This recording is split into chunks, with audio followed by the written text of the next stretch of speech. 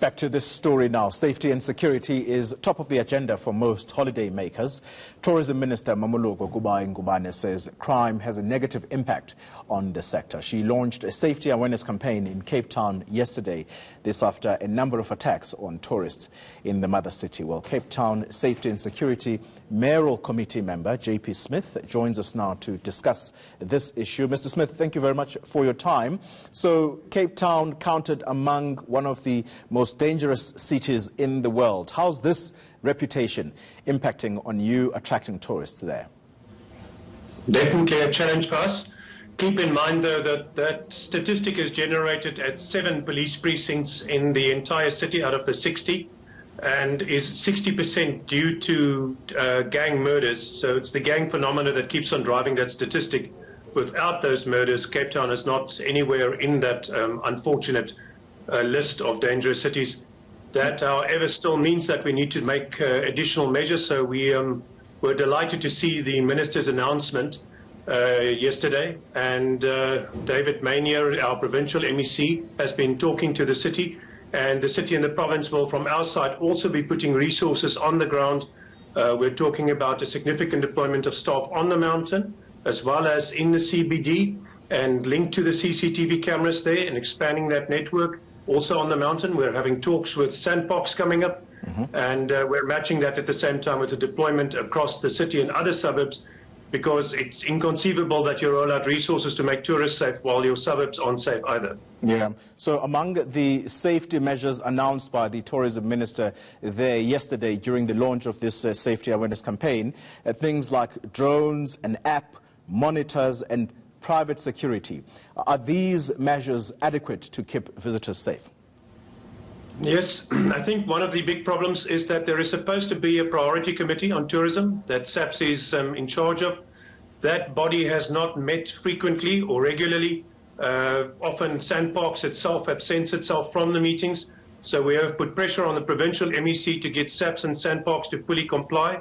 Understand that the mountain chain where these attacks are happening stretches across more than 10 police stations. So it's hard to get them all on board and keep them all on board. And the new provincial commissioner at the Prof Joints the couple of days ago really cracked the whip about this. So I'm encouraged now, hoping that we'll see some serious action, because you also have to get convictions to keep the repeat offenders in jail, and so that they can't keep on prowling the mountain. But on the preventative side, to make sure that we have more boots on the ground from us and from SAPS will help. We are going to talk to Sandbox about the number of rangers they have, making sure that they're adequately bringing their part as well, because the land in question falls within a national park and is their jurisdiction. It's not technically the city's role, but we also can't do nothing. So as with gang enforcement and marine enforcement and rail enforcement and all these other things where the city has had to step up, we are stepping up to this one as well. So with the mention of rangers, when you talk about putting more troops on the ground, I assume you're talking about the deployment of what the minister termed monitors. That's a positive spin, though, to the city, because their deployment to hotspots is going to mean a creation of employment in our desperate economic climate at the moment. But the use of private security guards, that has had some negative consequences for the city in the recent past, namely the Clifton Beach saga. How do you hope to avert that? Just remember, when the Clifton Beach saga was investigated, it was determined that the politician who had made the claims was not entirely truthful. Remember, we did determine that, in fact, nobody was removed from the beaches and that, in fact, had been dishonest. But that said, I don't encourage the use of private security for public policing. I'm not an advocate of that at all.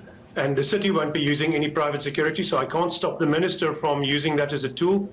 But we will be deploying proper police officers, either Metro Police or City Law Enforcement, and at least 60 of them on the mountain additionally, and another 60 within the CBD as part of a tourism safety intervention. And we're matching that very significantly with several additional deployments across the Cape Flats in some of our most crime-affected areas, because, again, you can't place visitor and tourist safety above the safety of your local residents, but at the same time, you can't allow your very valuable tourism industry to be undermined by crime.